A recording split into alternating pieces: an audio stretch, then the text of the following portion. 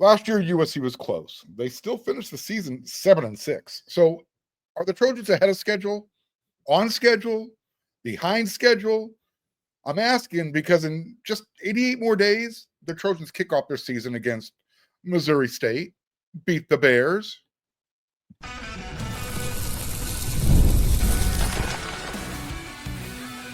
You are Locked On USC, your daily podcast on the USC Trojans, part of the Locked On Podcast Network, your team every day.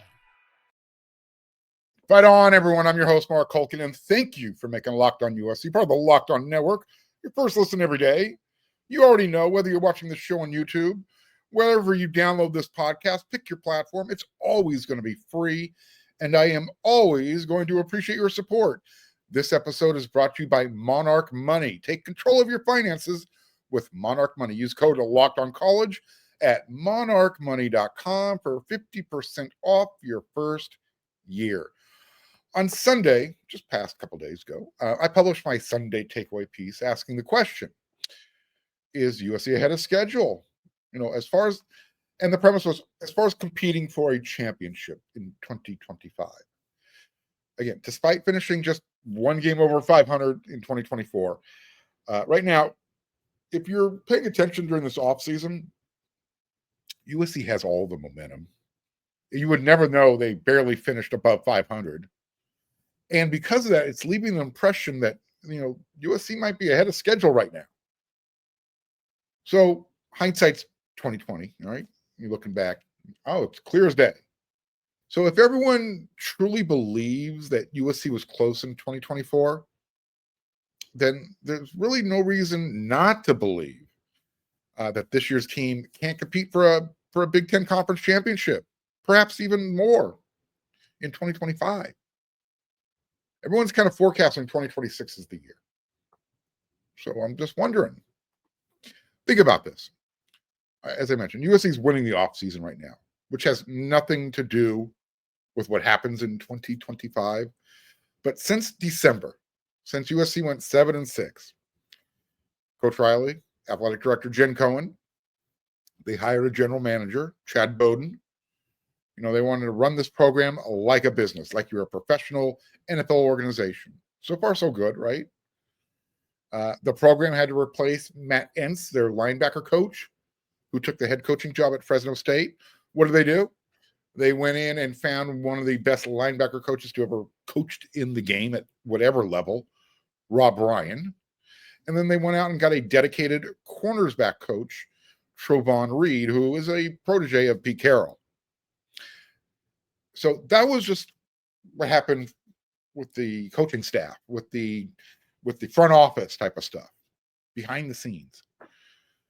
We know just recently, like Friday last week, the number one tight end in the country, Mark Bowman, he added USC, and basically USC just strengthened their number one ranked 2026 recruiting class.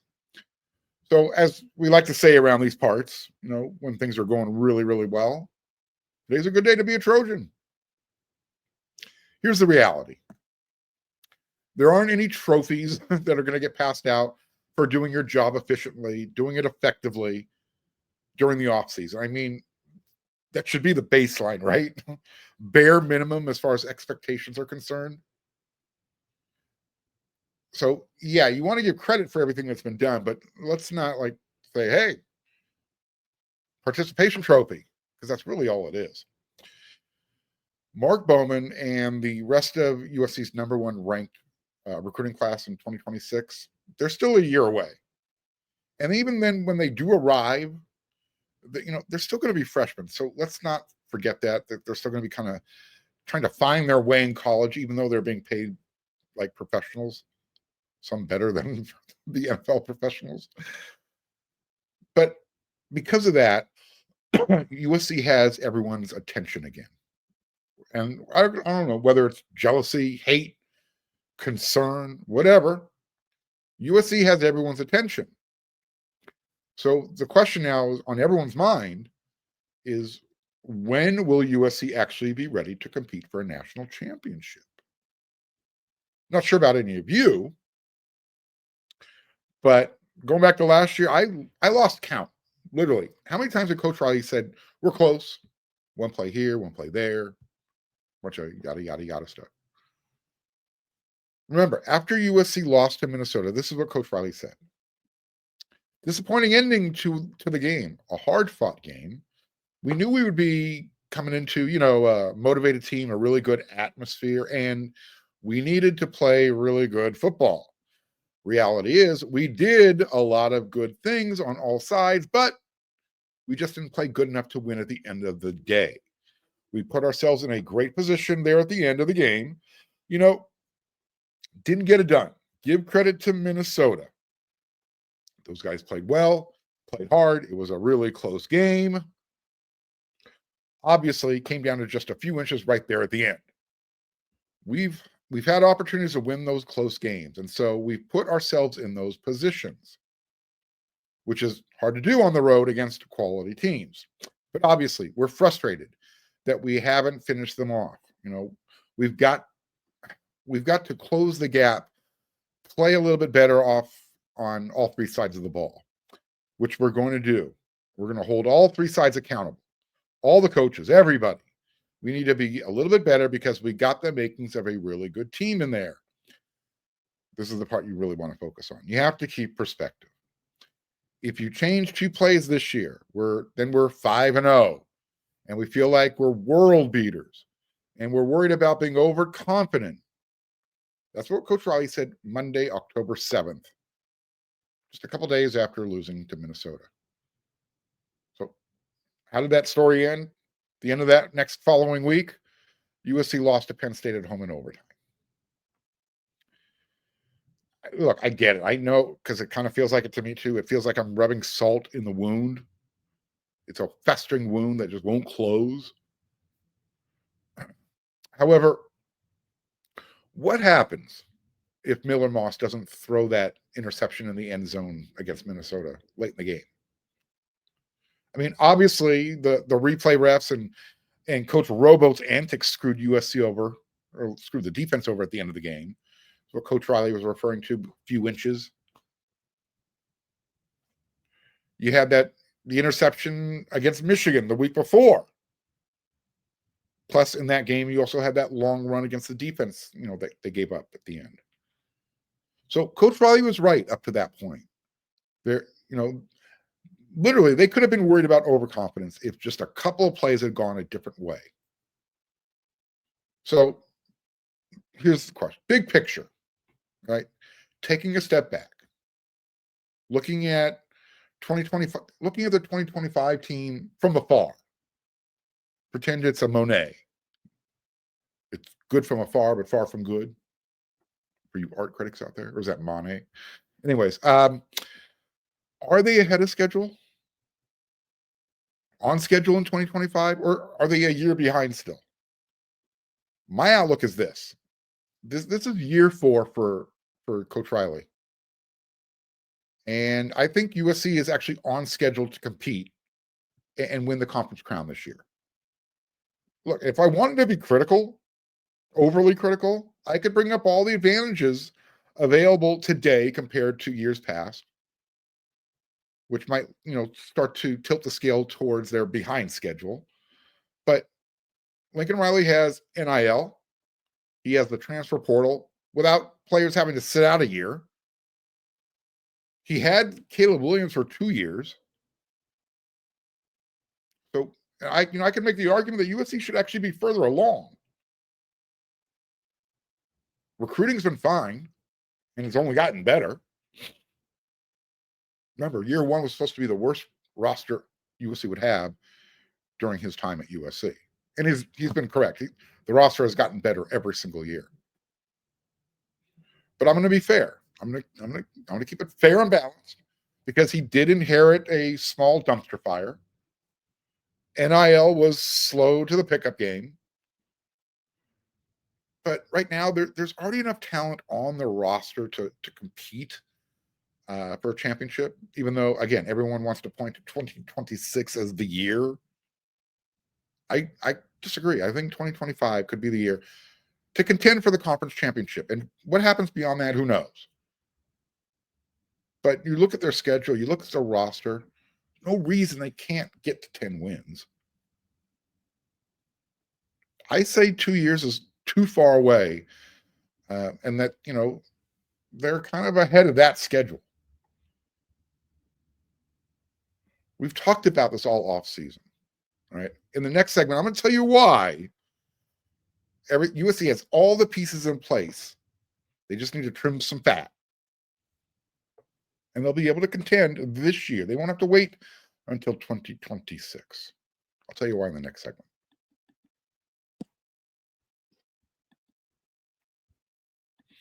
I know you look at your bank account and you got, I need more money. I want more money, right? Where did it all go?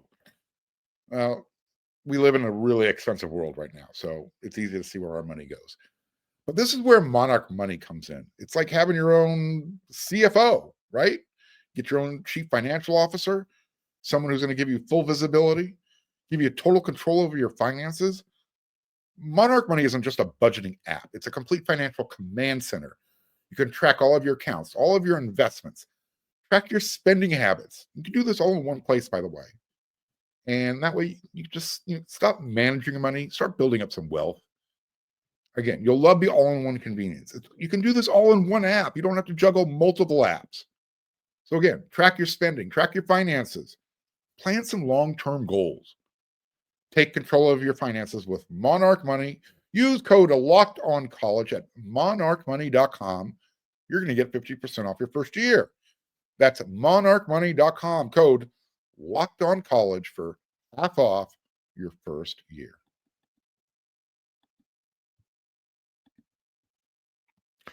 USC's defense is going to be good. Right? We know that. Better than last year. Remember, last year, USC's defense went from giving up 34 points per game in 2023. That dropped all the way down to 24 points per game in 2024. And if you adjust for all those pick sixes that the USC quarterbacks threw last year, defense actually only gave up 21 points per game. But that's only part of the reason why they're going to be better, why the team's going to be better. A little quick note here. Trojan summer conditioning, that started on Monday, 2nd of June. They're under the new strength and conditioning staff led by Trumaine Carroll.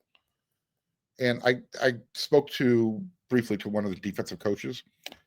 He described it this way. He goes, yeah, we started today. It was real. End quote. It was just 3 words. It was real. It was the way he said it. And if you knew who the coach was, you'd understand. Excuse me. So here's the other reason. Not just, obviously they're going to be in great shape. Plus, the defense is going to be even better than last year. The other reason is because Lincoln Riley is going to get Jaden Maiava in shape. He's going to trim some of the fat from his game. Not my words, his word. Last year, Jaden went 3-1 as USC's quarterback 1 as the starter. He actually played in, I think, 7 games. But now he's been in Coach Riley's system he's going into his 2nd summer. Last spring, this spring. He is the leader this year. Not looking over his shoulder at Miller Moss. So the anticipation is, he's going to be more ready than he was last year. He should be. If he's not, we got issues. He's going to be. I'm not trying to scare anybody. A couple of weeks ago, Coach Riley, he joined Craig McElroy on the Always College Football podcast. Talked about that before on the show. Gave you a couple quotes. One of them was this one. We are excited about how he played, Jaden. Given his inexperience in our system and kind of coming in that type of situation, it's not always the easiest. Reflecting back on, Miller Moss was there in front of him, knowing the system. And I thought he handled it really well. We went 3-1 in the games that he played, and he gave us a great chance to beat Notre Dame with the way he played in that game. His good is good. I mean, some of the throws that this guy makes, how decisive he is as a player, his good is so good. Here's the thing. Coach Riley wants Maiava to lose some bad weight. And by bad weight, I mean he wants to trim some fat from his decision making. Jaden's not out of shape physically. He's probably in better shape. Quote, and I think the big goal for us is trimming some of the fat off of this. Again, Coach Riley's words, not mine. Can you take the good, certainly try and enhance that, but then can you take some of the negative plays or some of the forced throws, and can you remove those from his game? Because he's really grown, end of quote. So what Coach Riley is saying is, look, I got to be his Richard Simmons. For some of you older guys, my age group, even older, he has to be his Jack LaLanne. He's got to get him in his best mental shape of his life. Okay, maybe a better analogy would be he's got to be his Tony Robbins. Everything's got to be the positive. Focus on making every day your best. Yada, yada, yada.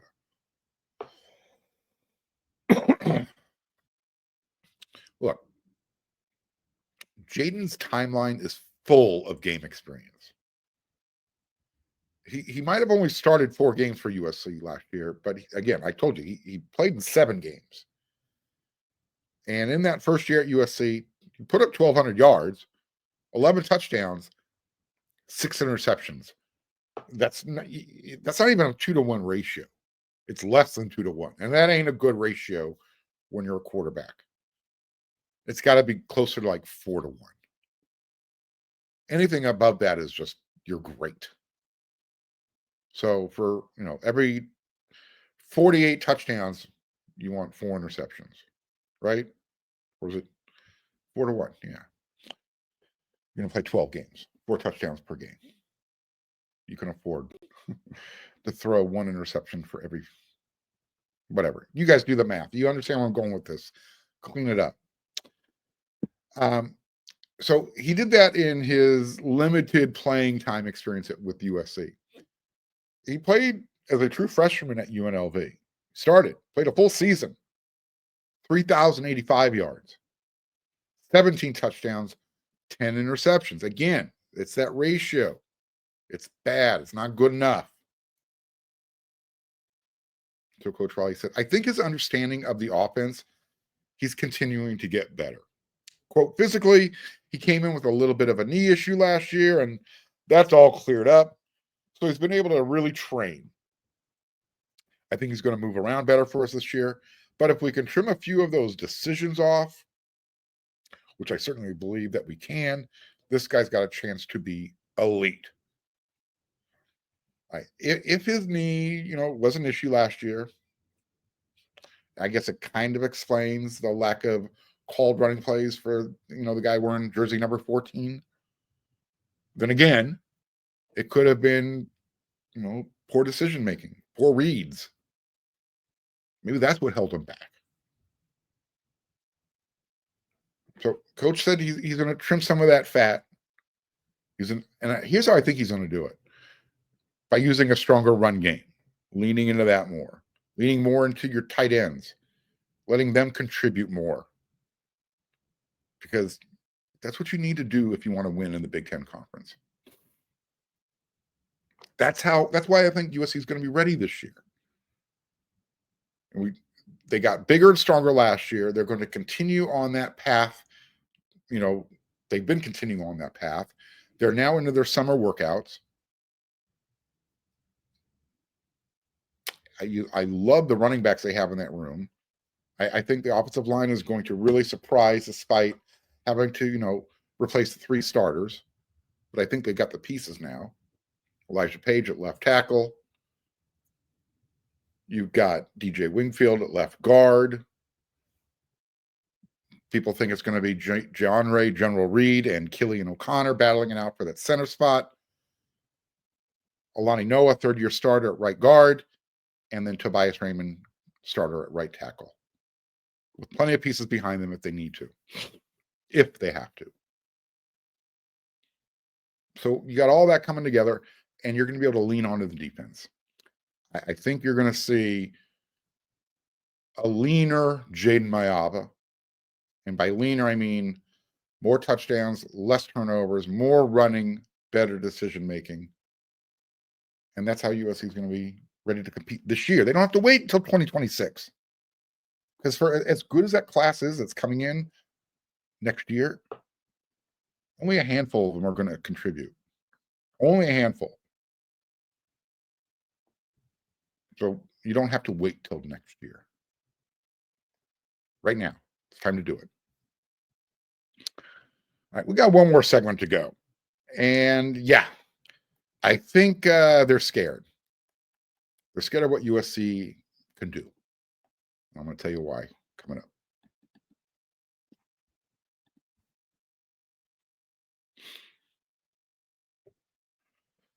I'm starting to remember why I used to use my side eye whenever I talked to Buckeye fans in the past. Wasn't that long ago. There's this guy named Juck on Bucks. Apparently, he's one of those Ohio State Buckeye content creators who has apparently a really short memory. I'm not sure how it came across my timeline. I was over there on X, but here it is. I'm scrolling through, and here's this like minute and a half video. And he was questioning USC and the Mark Bowman commitment. This is exactly what he said. Quote, how much is a tight end worth when you're a blue blood in a new, tougher conference and you've had a average, let me repeat that, and I'm using finger quotes around the word, average to poor last 2 decades. How much is a tight end worth? Quite a bit to USC, end quote. He then went on to use remember that nugget I gave you? If you're an everydayer, you watched the show yesterday about the Mark Bowman commitment. I mentioned that Scott Schrader over there at WeAreSC.com, he dropped a nugget about how much, I didn't give a dollar amount, but potentially how big Bowman's NIL package is. Well, Juck the Buck continued. So we're hearing from other sources of schools also pursuing Bowman, that Bowman could receive his first payment by the end of June, and again when he signs on signing day. And just those payments alone would equal more than most highly ranked skill players currently earn in 4 years of college. He then got all indignant and said, USC is paying a tight end Bryce Underwood type of money. So he was willing to throw out Scott Schrader's name and 8 to 10 million, but other sources are giving him the word that USC is going to make 2 payments, one by the end of June and then another one when he signs on signing day. And that alone is going to cast a shadow on some of the best skill players who play 4 years of college football. Remember when everybody said, and I'm using when I say everybody, I'm using it in the ubiquitous sense. Hey, let's play the NIL game. Ohio State played the game. So USC decided, all right, you know what? We're going to kind of hang out here on the sidelines, watch, see how the street game is going to be played. Well, USC is ready to play the game now, right? They said, we got next. All of a sudden now everyone's mad that USC is playing the game. You got Ohio State people saying, look how much money USC is spending. Georgia's complaining. Oregon has already felt the wrath of USC's deep pockets. Now the rest of the country is getting a reminder. So as far as Juck's not so subtle, in a new, tougher conference, and you've had a, by the way, it should be an when you're talking, vowel to vowel. So an average to poor last 2 decades. Sorry. Spelling, please. I need to remind Juck that 2008 and 2009, those were in the last 2 decades. And yes, I know Ohio State had the last win against USC in the Cotton Bowl, back 2017, 2018, whatever year that was. But Juck, don't be pressing USC too hard here right now. You got nowhere to go with that. You really shouldn't be talking.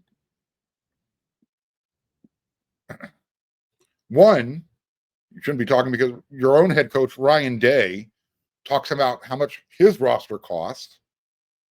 And two, you don't want USC's NIL smoke. You really don't. Like I said, ask Oregon how it feels. Ask Georgia and Texas how it feels right now. Here's the bottom line. College football was hoping USC wouldn't adapt and wouldn't play by the no rules game. Just remember, USC has deep pockets, and every one of these deals USC is putting together, they're going to pass the clearinghouse that's being set up. So you can throw out speculation about, these balloon payment checks that a high school player is going to get before he's even suited up. Or you can come correct and say, I made that up. That doesn't mean that Mark Bowman isn't going to earn something, but don't put it out there like he's going to have $5 million in the bank. Because that's not the case. This is the case. USC offers everything one of the best players in the state of California wants. Academics. USC's got it. It's got better academics than Ohio State. It's got an alumni network for life after football.